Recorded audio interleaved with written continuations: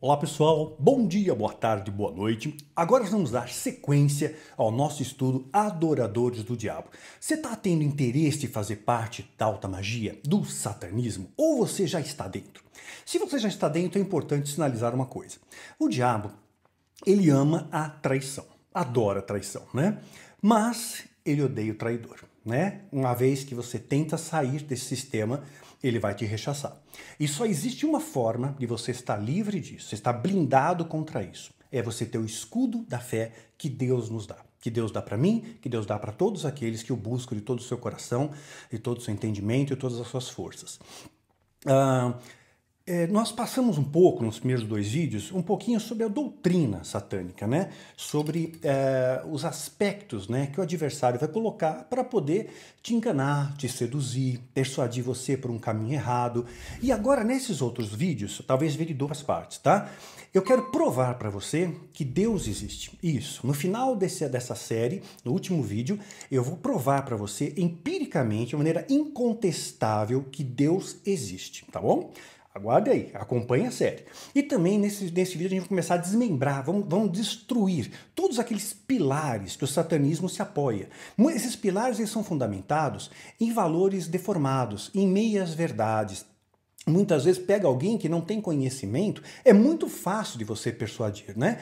Então, Oséias 4:6, meu povo perece porque lhe falta conhecimento, né? E esse conhecimento que eu quero partir para vocês, tá bom? Então, mais um detalhe importante, só para fechar essa questão da doutrina satânica, e vamos aprender a rebater tudo isso com a palavra de Deus, com as escrituras sagradas.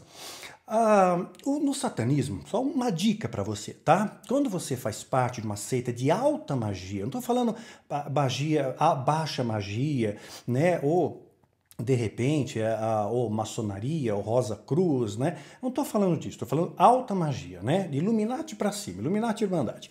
Você, uma vez que fez o pacto, fez aliança com a entidade, com o demônio, ele vai te dar uma série de benefícios, né? Vai te dar fama, vai te dar poder, vai te dar dinheiro, vai te dar visibilidade, etc e tal, e tudo aquilo que a gente já falou antes, né? Realmente é uma coisa que vai tentar te seduzir, né? E um detalhe interessante é que se você, por exemplo, for casado, já é casado, e aí a alta magia te alicia e você aceita esse convite, ou você busca esse convite, né, você tem uma coisa a fazer. Primeira coisa, você vai ter que propagar os valores do satanismo, né, no seu meio de ofício, no seu trabalho. Se você é designer gráfico, vai ter mensagem subliminar. Se você tem uma confecção, vai ter mensagem subliminar no logo. Tudo fazendo apologia e enaltecendo ao diabo. Tudo isso, né? Vai fazer, se você tem do ramo artístico, né?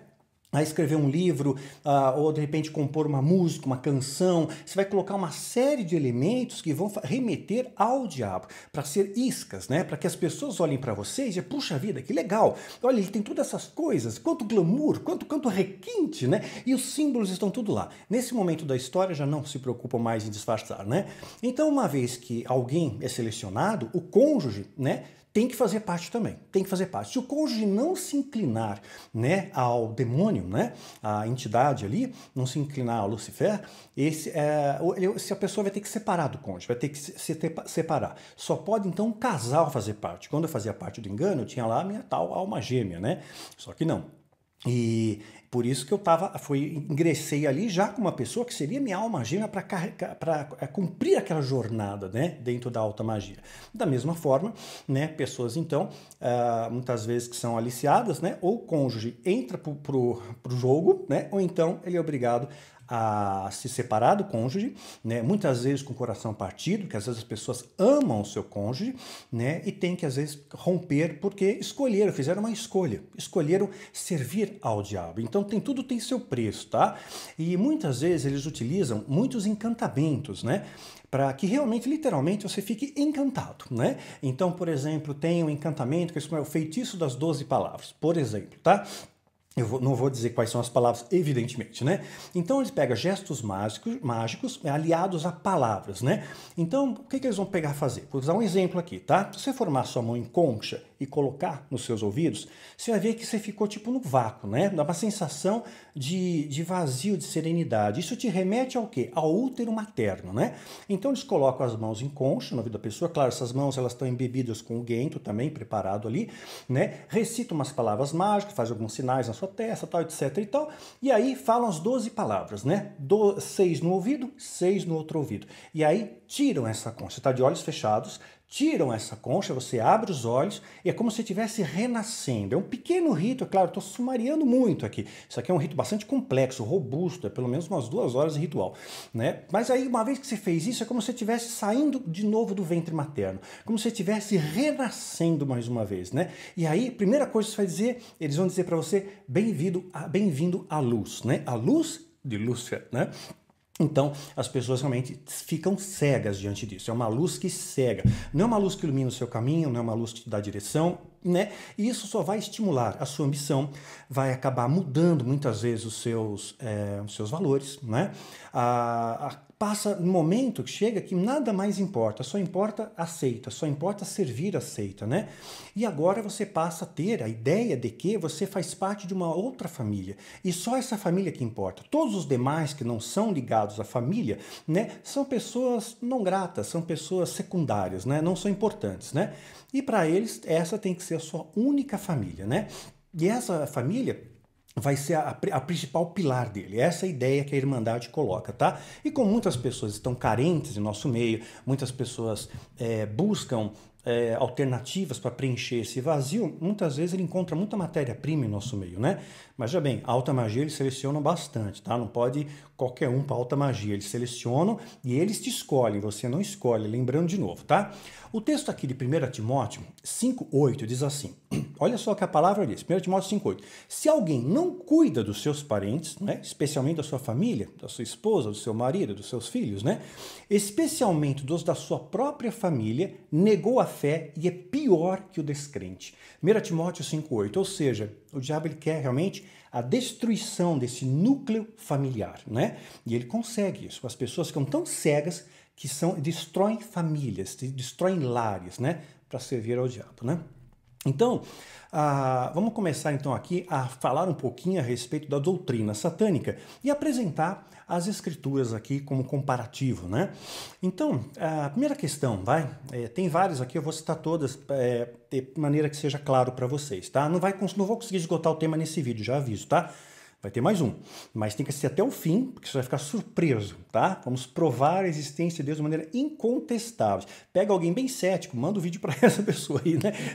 A pessoa pensar, no mínimo vai pensar um pouco, né? Então o céu é um lugar de paz, não é isso? Então, se é um lugar de paz, por que rolou uma rebelião no céu? Por que teve uma confusão lá? Né? Uma batalha, uma peleja?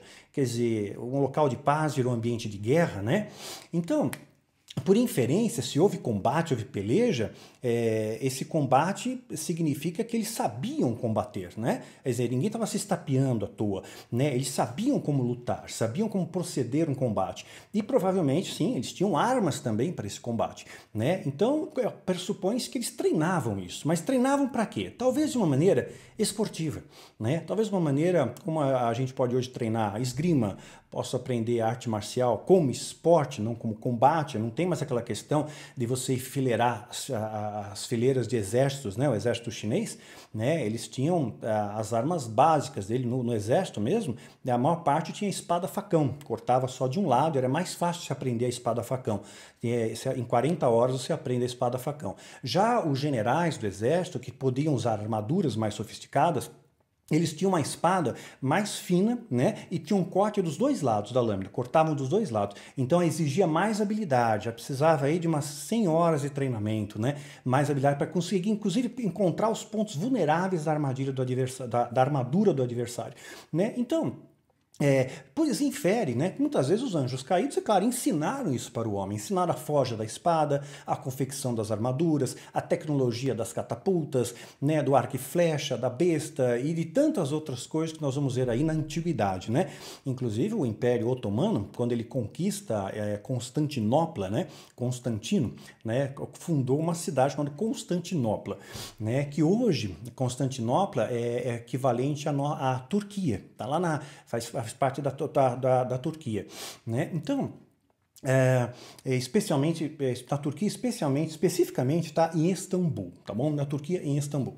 E era uma cidade invulnerável, tinha uma muralha super poderosas, resistiu mais de 1000 anos em pé, tentativas de derrubar aquilo, ninguém conseguia derrubar. Atrás eles tinham mar, o porto deles, embora fosse pequeno, eles tinham uma corrente, né, bem grande, pesava toneladas ali, eles erguiam aquela corrente, nenhuma embarcação entrava no porto, ou se tentasse entrar, batia na corrente, eles alvejavam a embarcação.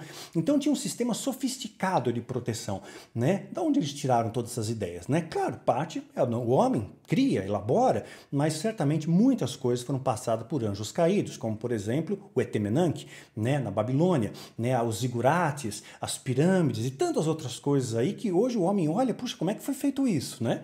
Certamente os anjos caídos ensinaram muita coisa, inclusive as artes de combate, as técnicas de combate, as armas e tudo mais. Então eles já conheciam isso. Você vê quando Daniel está orando, ele ora e jejua por 21 dias, né? O anjo vem no 21º dia para ele, mas olha, eu escutei a sua prece desde o primeiro dia. Porém, o príncipe da Pérsia ofereceu resistência para mim. Havia uma resistência espiritual. O anjo simplesmente não podia aparecer. E se alguma coisa ofereceu resistência, tinha que ter um contato, tinha que ter um combate ali, né? Então, certamente, nessa peleja do céu, muitos, trilhões, certamente, ficaram machucados, feridos, né? Talvez alguns pudessem até deixar de existir, não sei, né? Se a gente pegar o Paraíso Perdido de John Milton, né, onde ele relata muito bem essa questão da rebelião, né? Tem muita coisa interessante ali nas entrelinhas, vale a pena ler, né? É bem complexo, é robusto o livro, né? Então, só finalizando, Constantinopla foi tomada pelos otomanos, né, no reinado de Mohamed II. Aí ele conseguiu a tomada, uma estratégia fantástica de combate. Então, a gente observa que esses aprendizados que nós tivemos na Terra provavelmente serão um reflexo das entidades, inclusive a pólvora, inclusive as armas de guerra, a arma atômica, nuclear, bomba H, eu não duvido que tenha isso, né? As armas químicas têm muita influência, evidentemente, para tornar o mundo realmente um caos, né? O diabo, o caos, ele está em casa, né? E estou colocando isso da seguinte forma, porque se tem esse reflexo na Terra, já tinha isso no céu, já tinha esse conhecimento, por isso que houve a peleja. Mas eu creio que eles faziam isso como esporte. Assim como você pode fazer natação, como você pode treinar judô, como você pode fazer corrida. Eles tinham conhecimento das armas de uma maneira esportiva, né? Como uma recreação, não como combate em si, porque era um local de paz. É um local de paz, não tinham que ficar brigando com nada, não tinham que guardar nada, não tinha vigia, não tinha nada, né? Então era só o poder de Deus ali. No entanto, quando o Satanás se rebela contra Deus, aí está um detalhe. O Deus ele não criou criaturas robóticas. Deus podia criar os seus anjos e nós mesmos, a imagem e semelhança dele, de uma maneira assim que nós não tivéssemos opção a não ser obedecer. A gente já tivesse uma mente já pronta para cauterizado somente para obedecer à vontade dele. Não. Deus ele nos fez com livre-arbítrio. Deus nos fez com opções de escolha. E o diabo, Satanás, Lucifer, ele teve a escolha dele. Ele começou a chegar muito perto de Deus. E quando... O que você cobiça? Você cobiça aquele que está mais perto, né? Então, por exemplo, eu olho lá para o Donald Trump, por exemplo, pela televisão, eu não vou cobiçar a vida dele, mas quem sabe alguém que está muito perto dele, sei lá, uma secretária, um secretário, alguém que trabalha para ele, muito próximo dele, vê toda a opulência que ele tem, vê os hotéis, os cassinos, o poder dele como presidente norte-americano, e de repente a pessoa começa a desejar o que ele tem, começa a anelar o que ele tem, começa a invejar o que ele tem, porque está vendo muito perto, né? Provavelmente, né? É isso que aconteceu. Lucifer começou a desejar ter o que Deus tinha, começou a desejar ter mais poder, mais controle. Foi o livre-arbítrio dele, né? Livre-arbítrio dele. E aí ele usou um poder de persuasão, né, muito inteligente, que enganou a terça parte dos anjos. Trilhões e trilhões de anjos foram enganados, né? E houve aí uma peleja onde eles foram expulsos do céu e vieram para a Terra, né? Exatamente aqui na nossa dimensão terrena, dentro da esfera do nosso planeta Terra, né? Então, evidentemente, eu creio, né? Isso é muito óbvio para mim, a quantidade de entidades, né, que estão aqui no mundo espiritual paralelo ao nosso, dentro da esfera terrestre, é muito superior, né? Acho que milhares de vezes superior ao número de habitantes do nosso planeta. Por isso nós temos que vigiar e orar sem cessar. Eles são realmente verdadeiras nuvens de entidades, né? Você vê quando Jesus aí foi crucificado, até ficou escuro, né? Do meio-dia às 3 da tarde, porque havia ali uma condensação. Tantos demônios ali se agruparam para ver aquilo que até escureceu o sol, né? É assim que eu vejo, de maneira muito clara isso para mim. Eu não tenho dúvidas disso, mosquito, né? Não tenho dúvidas a respeito disso. Então, uma outra coisa tem para você pensar, então eles tinham conhecimento militar, digamos assim, tá? Mas não para combate, né? Para recreação, né? E aí, quando o diabo ele se rebela, ele usou algo para persuadir todos aqueles, né? O que ele usou de persuasão?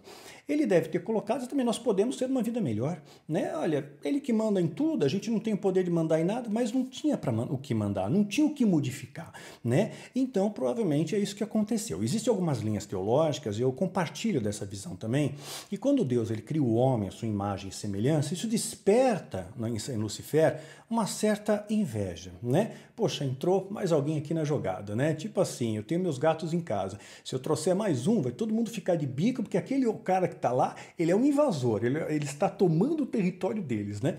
Então, mais ou menos isso que acontece. E aí chegaram ali, de repente o homem entrou no pedaço lá, eu já falei disso no paraíso, que era uma dimensão celestial, né? Tá no meu vídeo Calendário Secreto 2023, tá também a sentença de Adão, tá em Néfilim, a esperança para eles, a gente explica um pouco melhor essa questão.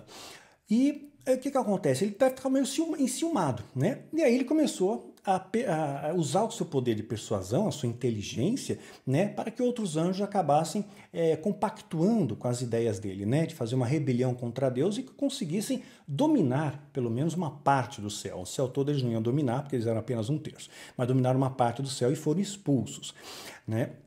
Então foi uma escolha.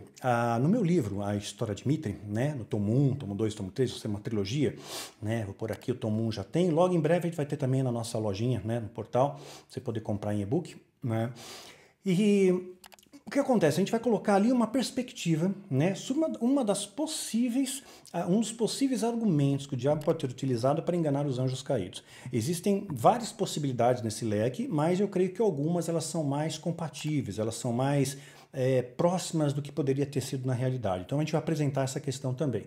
Tá? Mas o fato é que ele usou esse poder de persuasão. Ele acabou acreditando que ele poderia ser um rei ali, né? Quer dizer, casa dividida não prevalece, né? Um barco não pode ter dois capitães, tem que ter um só, né? Para que dois, né? Dois lá para comandar o céu, quer dizer, dois reis, não dá certo, né? Mesmo porque a criatura nunca vai ser maior que o Criador, nunca, tá? O diabo, criatura, né? E é filho de Deus também, foi criado por Deus. Né? Lá em Jó a gente vê os filhos de Deus vieram apresentar-se perante o Senhor. Os filhos de Deus, os anjos. Dentre eles, Satanás. Então, dentre os filhos, estava lá o diabo, né? Entre a presença de Deus. Então, é filho, né? Então, não deixou disso. Agora, poxa vida, não vai acontecer outra rebelião, Daniel? Não pode acontecer outra? Imagina, você acha que depois de tudo que vai acontecer com o nosso planeta, com a tribulação às portas, a tribulação, a grande tribulação, a Terra sendo solapada por uma série de fenômenos, né? Terremoto, tsunami, maremoto, guerra, pandemia. Você acha que depois de toda essa confusão, de tanto ódio, tanta inveja, tanta cobiça, o mundo vai ser destruído, né? Com uma guerra, né? Você acha que o homem cometeria o mesmo erro de novo? Porque a gente já conhece o final da história. A gente já sabe que uma vez que você errou, pô, você colheu tanto, o desdobramento dessa colheita foi tão grande que eu não vou ter de novo. A Bíblia diz que Deus disciplina a quem ama. Ele disciplina, não castiga, é diferente. Então, digamos que seu filho cometeu um erro. E você pega e disciplina ele. Eu sou contra radicalmente usar agressão física, né? E eu nunca precisei, felizmente, nem usar isso com meu filho, nem mesmo castigo eu precisava, nem levar o tom de voz eu precisei. Né? A gente tinha sempre uma harmonia muito boa, uma simbiose muito legal. Né? Mas digamos que você precise educar o seu filho, discipliná-lo. Então você pode, para discipliná-lo, você deixa ele sem videogame 3 dias, né? Deixa ele sem celular 1 semana. Né? Então, de repente, isso, né, para os jovens hoje em dia, é terrível, né? Arrancou um braço, tirou sem celular, você tirou o olho, né? Então, essa disciplina vai fazer com que numa próxima ocasião, mediante a mesma circunstância, o seu filho ou a sua filha pondere essa questão que recebeu um ato disciplinar e não vai fazer de novo, não vai repetir, né? Porque ela teme sofrer aquilo de novo, além de temer magoar o coração do pai. Meu filho tinha muito disso, né? Quando ele sabia que ele me magoava, aquilo doía nele também, doía forte nele. Então, ao filho que ama o pai, quer agradar o pai, quer agradar a mãe, né? Então, se ele faz alguma coisa errada, ele já está magoado com aquilo porque ele desagradou os pais. E, mediante isso, ele ainda tem um ato disciplinar, né? Digamos, sem o videogame, sem o celular, por exemplo, tá? Então, e aí certamente, naquele ponto, naquela situação, ele não vai errar de novo, né? Ele vai pensar mais, ele já aprendeu, a gente aprende com os nossos erros. O erro faz parte do acerto, né? Então, você aprende com o erro. Então, por exemplo, quando eu estava aprendendo a técnica de quebrar tábua no Kung Fu, né? Então, batia a primeira vez, pô, errei, doía a mão. Batia, doeu, errei a mão. A hora que você acerta o ângulo, a velocidade, usa a técnica certa, a respiração e tudo mais, quebra, né? Uma vez que você quebrou a primeira vez, você não vai mais cometer o mesmo erro que você cometeu antes, de que você não conseguia quebrar. Você evoluiu, você subiu uma camada, né? Então, tudo na vida é assim. Nós aprendemos as lições. Então, posso afirmar para vocês, não vai ter outra rebelião no céu, não.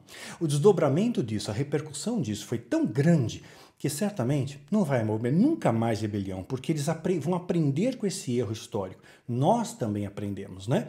Com nossos erros. A história nos mostra, se você olhar para a história, os erros que o homem cometeu ao longo dos anos, né? Alguns erros ele não comete mais, outros, infelizmente, ele continua cometendo porque é topeira, né? Mas estamos na grande tribulação. Em breve vai ter uma lição tão grande para toda a humanidade que ninguém vai querer passar por isso de novo. Então, essa é a questão, tá bom? Não vai ter outra guerra no céu e Lúcifer utilizou do seu livre-arbítrio, tá? Porque Deus não fez robôs. Deus queria que obedecessem ele, o amassem de maneira espontânea, não de maneira robotizada. Você tem que me adorar, assina o papel aqui, se você não me adorar, você está lascado. Não, Deus simplesmente faz pessoas com livre-arbítrio, com o poder de escolha, de amar, honrar e respeitar a Deus, que é o Pai, né? Então, houve essa escolha, ele escolheu errado e certamente colherá um preço, está colhendo um preço para isso, né? Terá perdão? Pois é. Aí é outra história para a gente conversar, né? Mas dá uma olhada no vídeo Néfilins, a esperança para eles.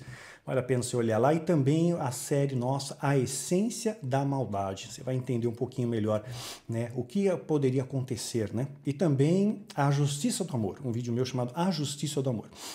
Então, quando a gente ouvir falar, por exemplo, textos, tá? Para você entender essa alusão à diabólica, né?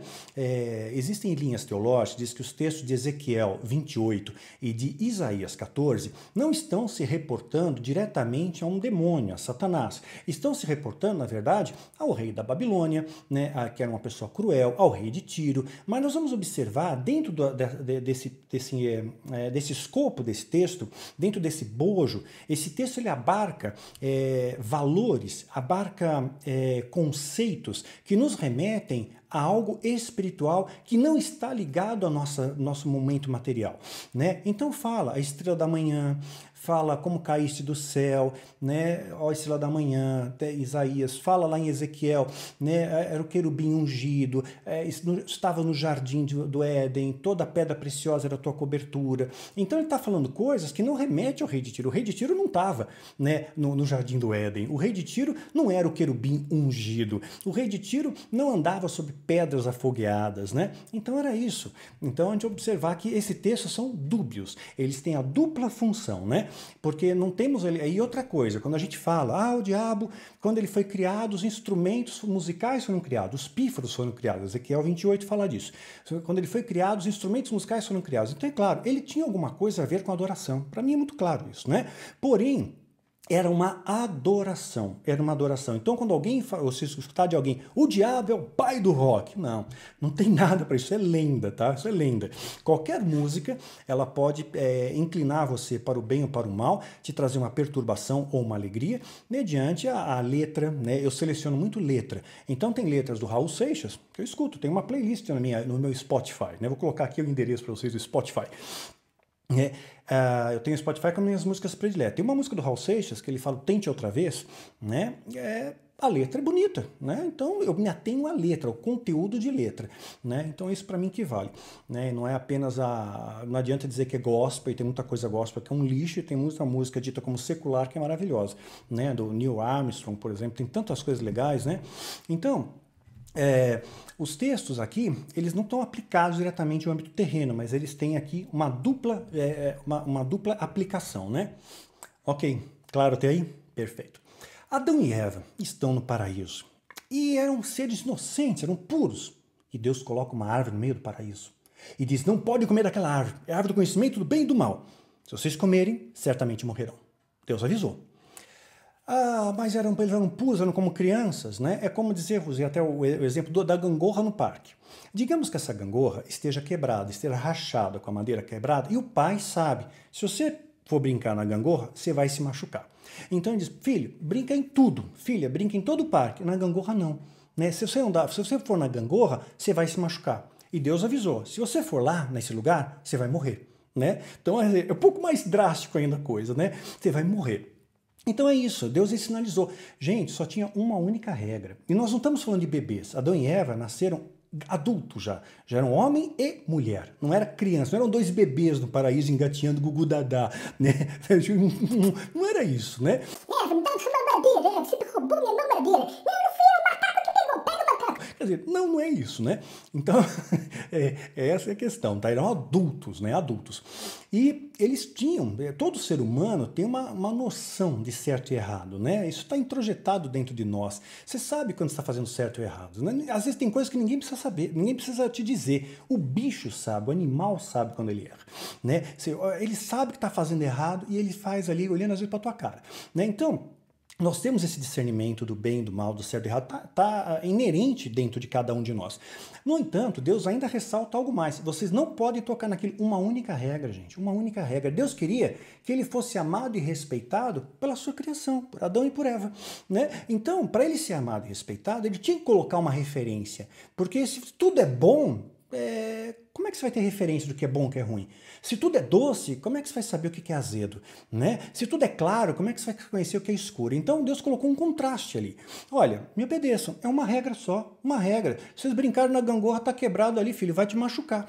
Né? E eles foram para a gangorra, né? Comeram o fruto do conhecimento do mal, foram expulsos do paraíso, foram expulsos do parquinho, fora do parquinho, fogo no parquinho, vão embora. Né? Saíram do parquinho.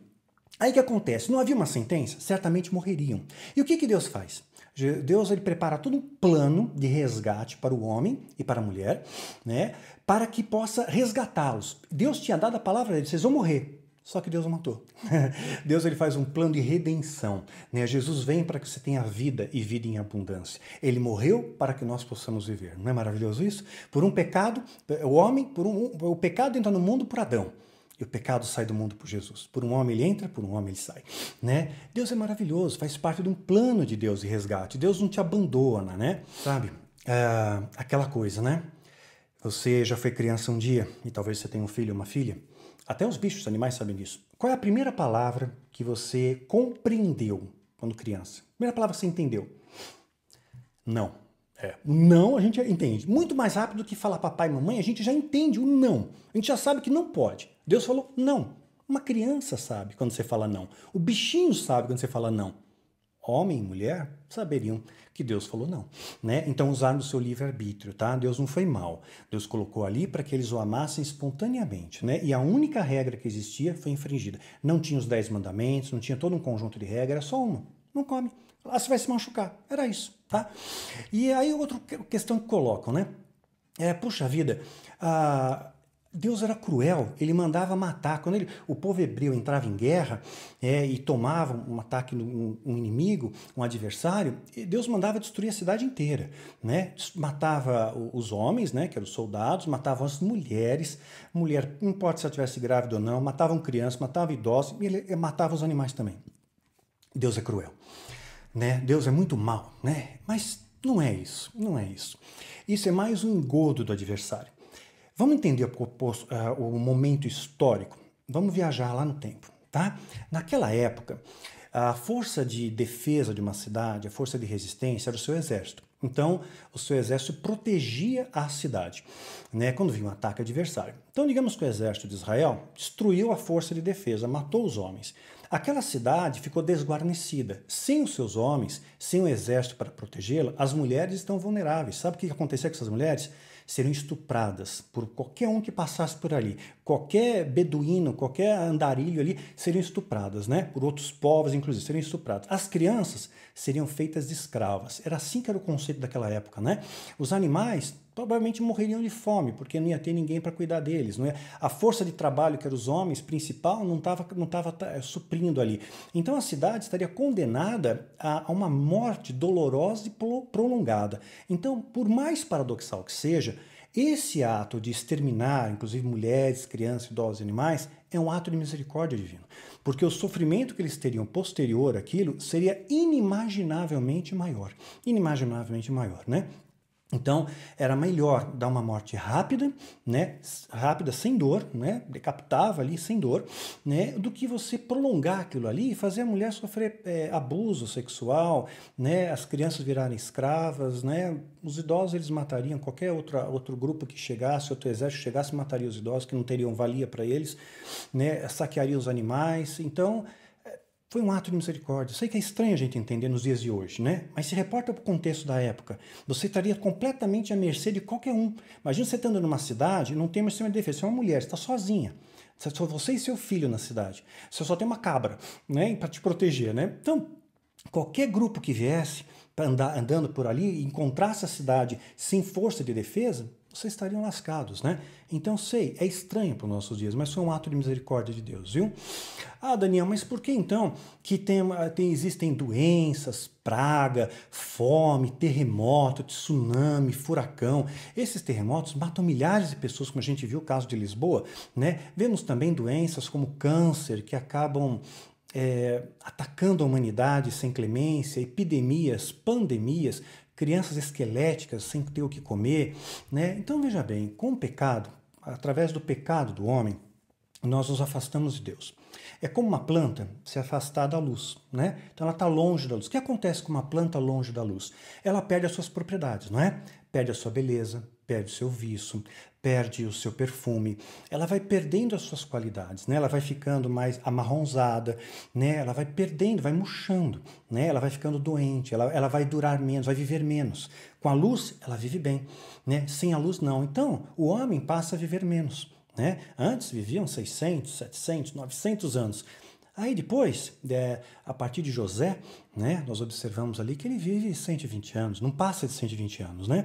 Até que chega até o salmista, Salmo 90:10, chega a dizer que a geração bíblica ela é pautada em 70 anos, né? Que a passar disso era complicado, porque ele chegou a 70, mas chegou a 900. Olha que queda, né? Então a planta, longe da luz, ela vive menos, ela fica doente, ela perde o perfume. Nós também perdemos a nossa inteligência, perdemos muito da nossa beleza original.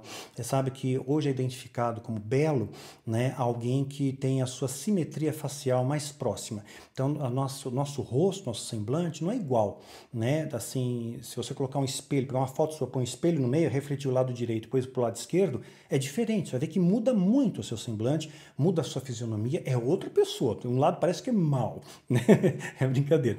Mas tem gente que pode parecer, que, puxa, eu pareço bravo nessa foto, nessa imagem, né? Então, nós não temos uma simetria perfeita. Quem tem uma simetria mais próxima, mais igualada, né, lida pelo olhar do seu semelhante como um ser mais belo, né, porque ele seria mais perfeito, né, fisicamente falando, tá? Então, acontece que o que ocorre, né, com esse pecado inicial, né, nós perdemos essa beleza, perdemos a simetria, perdemos a nossa propriedade, nossa capacidade intelectual. Adão, ele deu nome a todos os animais da terra. Imagina só, o nome de todos os animais. Pergunta hoje para um botânico, né, o nome das plantas, ou pergunta para um zoólogo o nome de todas as espécies que existem, funde a cabeça. Adão deu nome de um por um, tinha tudo de memória, usava 100% do cérebro. A gente usa, em média, a gente usa de 5 a 7% do cérebro. Einstein, que foi um gênio, usou 10%. Nós usamos muito pouco do cérebro. Então usamos menos a nossa capacidade intelectual. Nosso corpo ficou mais vulnerável, mais frágil, frágil a doenças, frágil a enfermidades. Então houve uma consequência, né? Houve um desdobramento disso. Então é uma consequência. Não é que Deus é cruel, mas houve um desdobramento do pecado, que entrou esse pecado no mundo, e esse mundo, essa terra, né, nós estamos aqui, como a Bíblia diz, é um mundo tenebroso, né, o mundo jaz no maligno. Então, é um momento de passagem aqui. Ah, mas eu estou passando por uma doença, uma enfermidade, uma prova. Pois é, e aí, por isso que chama prova, né? Pedro chega a dizer, não fique questionando se vem um fogo ardente perto de você, né? Esse fogo ardente vem para te queimar, né, é de Deus. Deus muitas vezes deixa o fogo cair sobre nós para que toda a palha nossa queime, né? Para que você aprenda, dê valor a pequenas coisas. Às vezes, quando a pessoa acha que tem tudo, né, ele não dá valor às pequenas coisas. E às vezes Deus propositalmente tira tudo de você, tira tudo. E aí joga você lá no fundo do poço. Talvez doente, sem dinheiro, perdeu tudo que tinha. Quando você está no fundo do poço, para onde você olha? Só tem para cima. Só tem que olhar para cima. Ai, meu Deus, aí você olha para cima. Então, às vezes existem tempestades que vão te levar a praias que você jamais chegaria sem elas, né? Para você ser forte espiritualmente, você tem que fazer uma musculação espiritual. Paulo tinha autoridade espiritual. Porque só o lenço dele expulsava o demônio. O avental dele, o demônio ia embora. Né? Não estou validando hoje para você comprar o lenço ungido, o avental consagrado, porque Paulo não comercializava. Aquilo foi um meio para atingir um fim específico naquele momento histórico. Hoje, nada a ver isso aí, tá bom? Ainda mais comercialismo, coisa palhaçada, né? Então, Paulo, ele tinha uma autoridade, mas olha o que ele passou. Ele foi apedrejado, foi açoitado, ele açoite com varas, foi preso, foi perseguido, foi traído. E tudo isso, ele disse que era apenas leve e momentânea tribulação. Leve e momentânea, suave. Né? Leve e momentânea tribulação, porque aquilo fortalecia a fé dele. Né? É assim que nós nos fortalecemos, né? Pela aprovação para sermos aprovados. Então, essas situações, claro, terremoto, maremoto, tsunami, isso também o homem agride a natureza. O homem faz desmatamento, né? Tem um aquecimento global, sim, né? É científico. Sabe, nós vemos todo o impacto que a gente causa na natureza. Evidentemente, a natureza revida, ela rechaça. É ação, reação, causa e efeito, né? Simples assim. Então, hoje, com agrotóxico, com poluentes no ar, a camada de ozônio, uma série de circunstâncias à nossa volta que vão se moldurando ao nosso redor, evidentemente, tudo isso corrobora para que a natureza está gemendo. A Bíblia fala, a natureza geme para a volta. E esse gemido da natureza é isso, né? Essa dor, né? Que acaba criando terremoto, maremoto, incêndio, tsunamis, furacões. Então, é uma reação da natureza que geme pela volta de Cristo, que o homem também tem destruído o planeta, né? Então, é uma reação. Né? Não é que Deus é mau, mas nós fazemos isso também. Nós acabamos fazendo esse tipo de coisa. E outra coisa também, quando a gente fala de doenças, é importante salientar que nem sempre Deus cura. Porque a gente temos aquela ideia, muitas vezes, estigmatizada, dentro das nossas igrejas, é que Deus ele vai curar. Sim, ele pode curar, sim. Mas e quando Deus não cura? Aí vão dizer o quê? Você não tem fé. Você não tem nenhuma fé. Né? Você é crente bully, homem de pouca fé. Não, tudo bem. Você precisa ser prudente. Né? Prudente é uma coisa, fé é outra. Prudente significa não cair nas astutas ciladas do diabo, não cair no laço do passarinheiro. Isso é ser prudente, ser cauteloso para andar. Né? Que nem você vai atravessar a rua, nem me ensinava minha avó, minha mãe sempre me ensinava isso. Olha para o lado direito e o lado esquerdo. Então vai dar um passo, olha para o direito, olha para o esquerdo, para frente, para trás, para cima. Olha tudo, né? Para ver se não tem armadilha ao seu redor, né? Que você esteja aguçado o seu espírito para isso. Porque o diabo, claro, ele vai tentar te derrubar. E se você está em pé, por que a Bíblia diz? Aquele que está em pé, vigia para que não caia. Porque ele quer que você caia. Ele quer te derrubar. Como ele derrubou Sansão, como ele derrubou Salomão, como derrubou Davi. Lembrando, esses depois se ergueram, tá? Davi caiu, sim, homem segundo o coração de Deus, foi adúltero. Foi homicida, mas ele pagou por isso, tá? Ele pagou um preço, Deus não deixa sem consequência. Salomão também se inclinou a Astarote e outros deuses, né? Fez um monte de bobagem, mas quando você vê o livro de Eclesiastes, está muito claro. Puxa, tudo é vaidade, tudo é correr atrás do vento. Ele chega um momento de maturidade, ele tem uma reflexão diferente, um novo olhar sobre a perspectiva do que ele vivia. Então, ele acaba amadurecendo, né? Salomão, sim, foi salvo, claro, né? Ele teve entendimento que ele errou, compreendeu que ele errou. Davi também colheu consequências. Então, o pecado não fica isento de uma punição, de uma disciplina, melhor dizendo. Deus vai te disciplinar, né? Vai ser necessário isso. Só que existe, então, seja prudente, tá? Prudência é importante, cautela, prudente como uma serpente e simples como uma pomba. Jesus disse, é assim que tem que caminhar. Até falando em prudência, vocês devem lembrar que o Batman, ele colocou até mesmo o Batmóvel dele no seguro. O Batmóvel do Batman está no seguro, né? Porque ele tinha medo que Robin, né? Tudo bem, piada idiota, vamos continuar. Ser prudente, né? Então, Deus ele pode curar ou pode não curar. A gente vai ver na Bíblia Eliseu. Eliseu, gente, porção dobrada de Elias, né? Autoridade dobrada de Elias. E Eliseu fez inúmeros milagres, proezas, sinais. E Eliseu morreu da doença que ele tinha. Tá lá. Morreu da doença que ele tinha. Por alguma razão Deus não curou. Deus não curou Trófimo. Paulo diz, eu deixei Trófimo doente em Mileto. Trófimo, coitado, já tinha esse nome Trófimo, já sofreu bullying na escola, ainda ficou doente, né? Timóteo, Paulo escreve para Timóteo, olha Timóteo, mistura um pouco de vinho na água, a água era muito alcalina, mistura de vinho, por causa do teu estômago, que é problema de estômago, e por causa das suas múltiplas enfermidades. Trófimo é menino frágil, era podre, né? Então, Paulo tomava esse cuidado, o lenço dele curava alguém, mas não pôde curar Timóteo, que ele via como filho. Olha só que coisa. Nem sempre Deus cura. Então, o que nos cabe? Vamos dar graças a Deus, né? Que Deus nos dá força. Nem sempre Deus te livra do deserto, mas Ele usa o deserto para nos lapidar, né?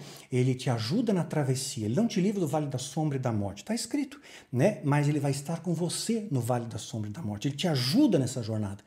Acho que para mim é fácil? Vamos ser sinceros, não é fácil, né? Eu atravesso um vale difícil, parece infinito, mas Deus está comigo. Se Ele não estivesse comigo, eu já teria caído, certamente.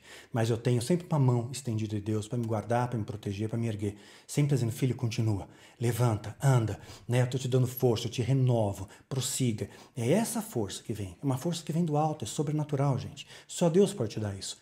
O diabo não dá. O diabo ele é um especialista na arte de ilusão. Ele te engana muito bem, ele é o melhor ilusionista, é o pai da mentira, né? Então, pois é. Agora imagina o que ele não faz. Enganou até os anjos, mas você acha que ele não engana você? Claro que engana. E por que Deus mandou matar os animais como sacrifício? Veja bem, temos que mais uma vez entender o contexto. Deus ele pediu o sacrifício de animais, né, do cordeiro, por exemplo, Jesus, inclusive, é o cordeiro de Deus, né? O cordeiro, quando é levado ao sacrifício, ele não faz ruído algum, ele não emite nenhum som, ele fica mudo, ele fica em silêncio. É diferente de uma ovelha. Uma ovelha, quem leu a trilogia Aquilaim sabe do que eu estou falando. Uma ovelha, se você tentar matar uma ovelha, ela vai fazer um escândalo, como um porco também faz, por exemplo, tá? Posso nem pensar nisso, até me arrepia, né? Mas um cordeiro, ele vai em silêncio, ele não faz som nenhum. Foi o que Jesus fez.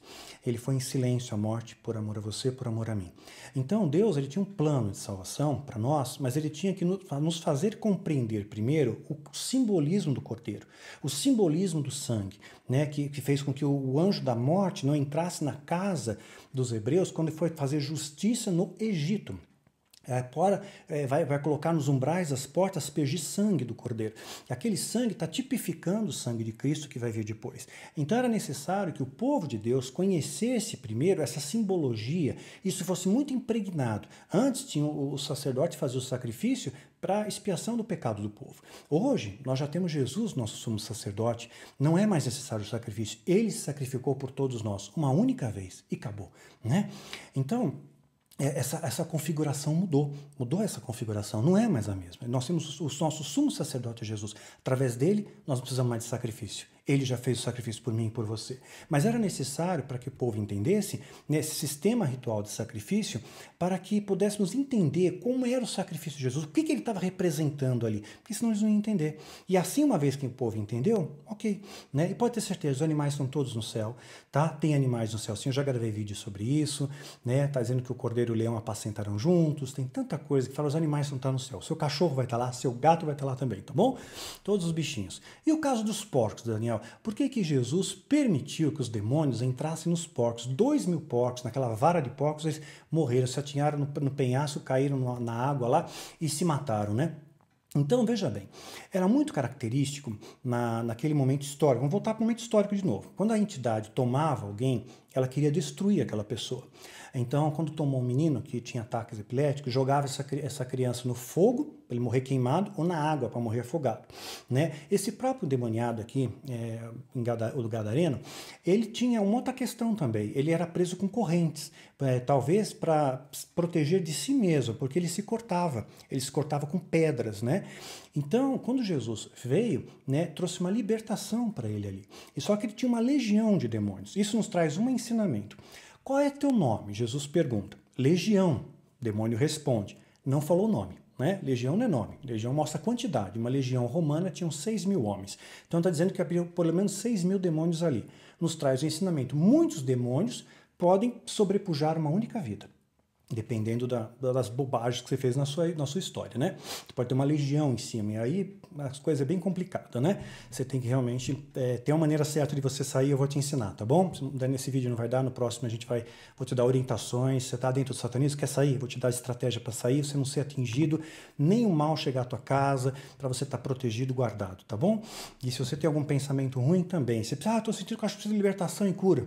Eu vou te explicar nesse vídeo, tá bom? Assista a série até o final, vou te dar toda a estratégia, tudo que a Bíblia diz, tá bom? E tudo que eu tenho provado na minha vida também, tá? Porque, graças a Deus, o que eu tenho ensinando para vocês, eu tenho provado na prática. Não é apenas uma teoria, não estou passando para vocês uma teoria, é algo que eu vivo, né? Então, eu tenho o privilégio de poder viver o que eu prego. Então, eu posso dizer para vocês, dá certo, funciona. Então Jesus, ele pega primeiro legião, não disse o nome, tá? Então ficar conversando com o demônio, pedindo o nome dele. E aí, demônio, qual é o seu nome? O que você tá fazendo aí? Pô, o inferno tá quente. Não troca ideia com o demônio, né? Manda embora, acabou.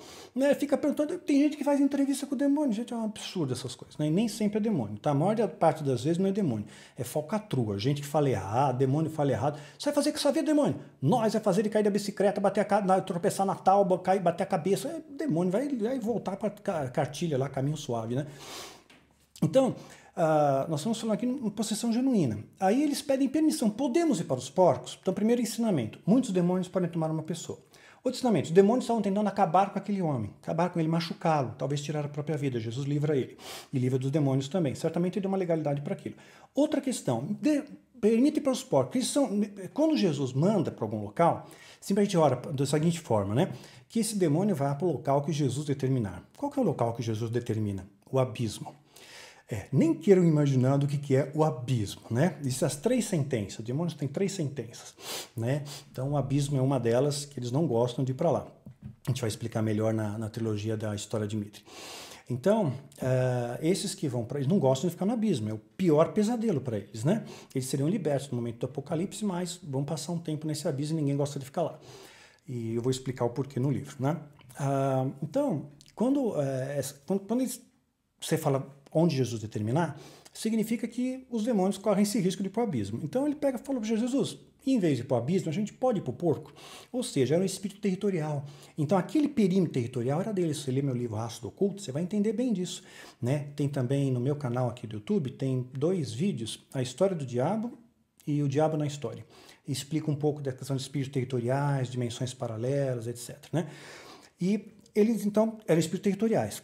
E vão para os porcos. Por que para os porcos? Primeiro, os porcos, se Jesus não permitisse que ele fosse aos porcos, e os porcos, foi permitido que fosse aos porcos, se os porcos não se matassem, aqueles demônios que estavam nos porcos poderiam canalizar no homem que era o dono daqueles porcos. Então estava protegendo o homem. Foi no porco, né? O porco foi e se jogou na água, né? Então certamente livrou aqueles porquinhos de virarem presunto, né? Então eu vejo como livramento aqueles porquinhos. Eles não tiveram uma morte terrível, né? De matadouro para virar presunto, né? Para virar uma bisteca. Então eles foram ali, tiveram uma morte rápida. E o porco, naquela época, o pessoal era considerado pelo povo judeu como um animal impuro, como um animal imundo. Lá em Deuteronômio coloca uma série de regras e não era incentivado a comer carne de porco. Porque a carne de porco, se ela estiver meio crua, você sabe que vai dar um problema para você. Tem uma bactéria lá que pode ir para o seu cérebro, coração, você está lascado com isso. Então, é a bactéria do porco, né? E Então hoje a gente tem cozimento melhor do porco, a gente cozinha mais tempo, tudo não te faz mais mal. Mas naquela época era muito comum, então Deus proíbe, né? Fazia parte das leis até. Então o porco não era legal naquele momento. Depois no Novo Testamento isso muda a figura, até Deus tem uma visão para Pedro, mostra um monte de bicho, inclusive o porco, né? Vai, mata e come. Enfim, não é o caso disso aqui, mas fica aí com um reflexo para você dar uma olhada na Bíblia. Então, aquelas entidades ali, elas voltaram ao perímetro territorial, os porcos escaparam de virar presunto, o dono dos porcos não foi canalizado por aqueles demônios, livrou o gadareno, e aprendemos que 6.000 demônios podem sobrepujar um homem, né, e os demônios continuaram no seu perímetro territorial. E com aqueles porcos considerados imundos, por isso que a ideia de espírito imundo, né? O porco, entrou no porco, espírito imundo, entrou no porco porque o porco é um animal imundo. Por isso que a gente usa o termo, aquela pessoa é espírito de porco, porque entrou no porco o demônio, né? Então, espírito de porco é alguém meio endemoniado, sabe? É mais ou menos essa a questão. Sutilmente é isso, né? Bom, último ponto que dá para falar ainda nesse vídeo, depois a gente continua no próximo, tá? Deus se arrepende, Daniel? Está escrito que Deus se arrepende. Se procurar na concordância bíblica, várias vezes está escrito Deus se arrepende, Deus se arrependeu de ter posto Saul como rei, Deus se arrependeu de ter feito homem, né? Então, uma série de coisas, Deus se arrepende. Mas Deus se arrepende? Não. Aqui é uma questão de linguagem, gente, uma questão de linguagem. Então, tem que entender que quem escreveu a Bíblia foram homens, estavam inspirados pelo Espírito Santo, mas são homens. Então, para que você tenha percepção, né, humana daquele sentimento, o que nós vamos compreender aquilo como arrependimento, uma mudança de rumo, uma mudança de rota. Então, aqui está utilizando algo chamado antropomorfismo. Por exemplo, são valores e sentimentos humanos transportados para Deus, para que o ser humano possa entender, tá?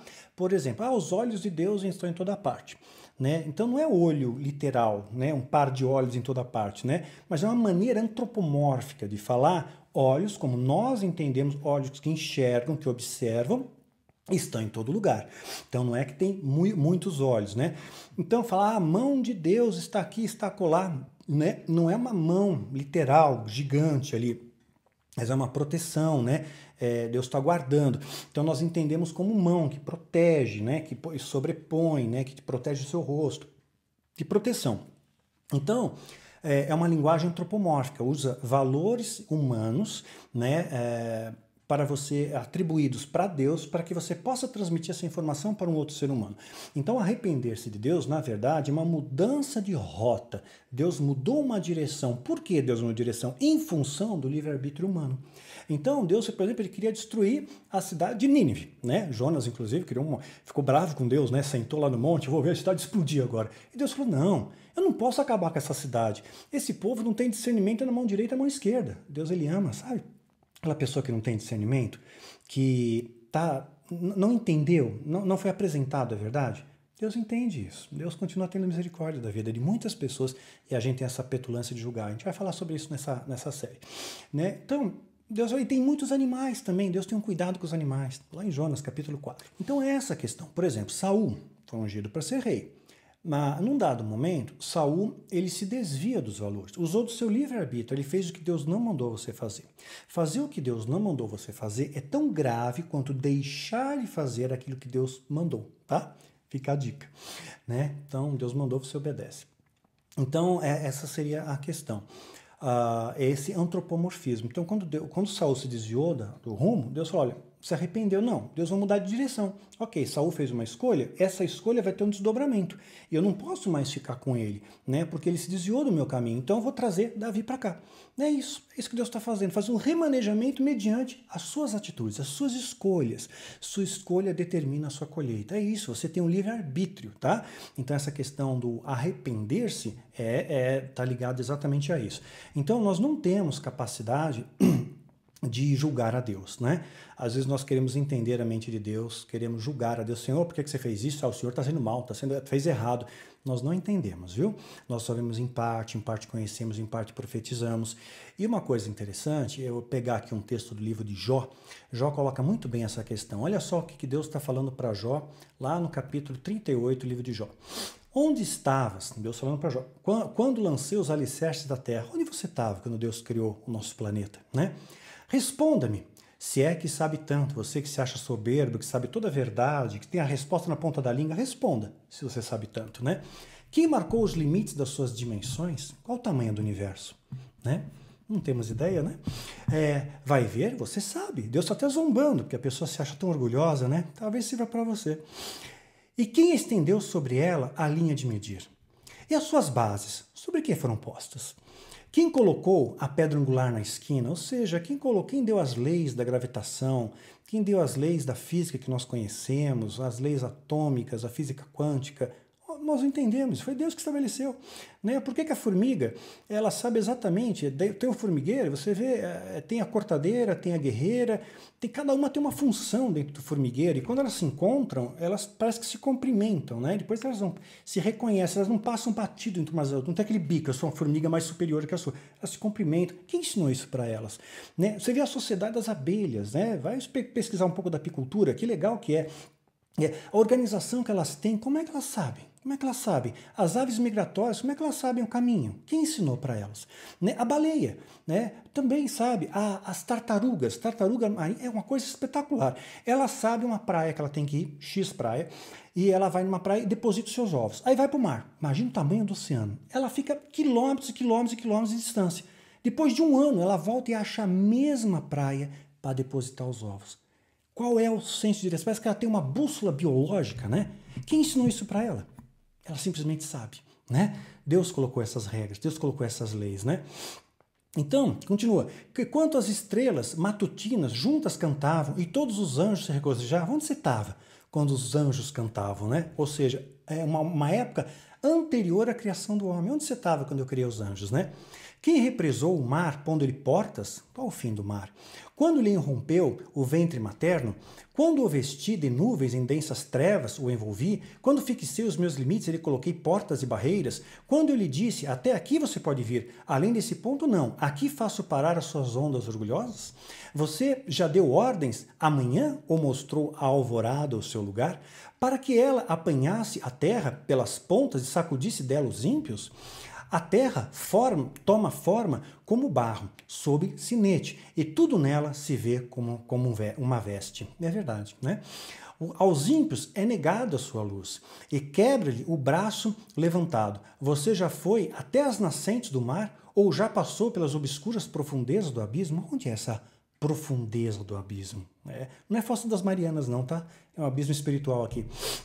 As portas da morte lhe foram mostradas. Onde está a porta da morte, né? Meu gato entrou aqui. Bebezinho, já que você está aqui, você vai contar pra gente onde é que está a porta dos gatinhos. A porta dos gatos. Onde está o caminho do gatinho? Tremeu tudo, né? Você viu as portas densas das trevas? Portas densas das trevas. Olha só cada coisa, né? Você faz ideia de quão imensas são as áreas da Terra? Fale-me, se é que você sabe. A gente não sabe. Como você vai ao lugar onde mora a luz? Você sabe onde mora a luz? Nós não sabemos. Onde está a residência das trevas? Tem um lugar para as trevas, né? Poderá você conduzi-las ao lugar que lhes pertence? Conhece o caminho das habitações delas? Vai ver, você conhece, porque você já tinha nascido, você já viveu tantos anos. E quando você é petulante, arrogante e julga o seu irmão, eu digo a mesma coisa. Quem é você? Você sabe, não sabe de nada, nós não sabemos nada, a gente quer julgar a mente de Deus. A gente quer ser maior que Deus e queremos ser pequenos deuses julgando todo mundo, sentenciando e condenando. É o fim da picada. A gente vai falar sobre isso nessa série também. Acaso você entrou no reservatório de neve? Já viu os depósitos de Saraiva? Eu te guardo sobre os períodos que eu guardo para os períodos da tribulação. Guardou? Para os dias de guerra e de combate? Qual o caminho por onde repartem os relâmpagos? Onde é que os ventos orientais são distribuídos sobre a terra? Quem é que abre um canal para a chuva torrencial e um caminho para a tempestade trovejante? Para fazer chover a terra em que não vive nenhum homem, no deserto onde não há ninguém, para matar de sede no deserto árido e nele fazer brotar vegetação? Pois é. Acaso a chuva tem pai? Quem é o pai das gotas de orvalho? De que o ventre materno vem o gelo? E quem dá à luz a geada que cai dos céus, quando as águas se tornam duras como pedra e a superfície do abismo se congela? Você pode amarrar as lindas Pleiades? Você pode afrouxar cordas de Órion? Você pode fazer surgir no tempo certo as constelações ou fazer sair uma ursa com seus filhotes, dos seus filhotes, falando aqui da constelação da ursa, né? Ursa maior. Você conhece as leis dos céus? Tá? Até hoje a gente não conhece, não sabe o que é matéria escura, não sabe o que é buraco negro, energia escura, não sabe nada disso. Você sabe determinar o domínio de Deus sobre a terra? Você é capaz de levantar a voz até as nuvens e cobrir-se com a sua inundação? Tá vendo? Ele está contando uma série de coisas aqui para Jó. Jó 38, de 4 a 41. Gente, é muita informação. Ou seja, sabia que o nosso embrião, né? O embrião humano, veja, ele começa de uma maneira muito simples, o processo, né? Não vou entrar nesse mérito, mas é um processo muito simples, embrionário, digamos assim, muito simples. Só que vai chegar um momento que essas células vão começar a se dividir e formar os órgãos, tecidos, ossos, etc. Já fizeram a experiência, pegaram células que iam formar um músculo cardíaco e misturaram com as células que estavam começando a formar os neurônios, nosso cérebro. Sabia que aquela célula que ia formar o músculo cardíaco está no lugar errado, ela sabe que está no lugar errado, ela volta no músculo cardíaco para formar o músculo. Quem deu essa programação para elas? Cada célula ela vai começar a se agrupar com grupos diferentes. Né? Como é que ela sabe que ali ela vai ter que virar um coração, pulmão, veia, sistema vascular, sistema metabólico, sistema excretor? Como é que é muito incrível isso, né? Sistema neural, né? Os olhos, quantos detalhes tem no elemento da criação, né? Gente, é incrível, tá? Deus fez, Deus fez. Próximo final de semana a gente vai continuar. Te prepara, vai ter grandes surpresas, tá bom? Beijo no coração de vocês, gente. Até semana que vem.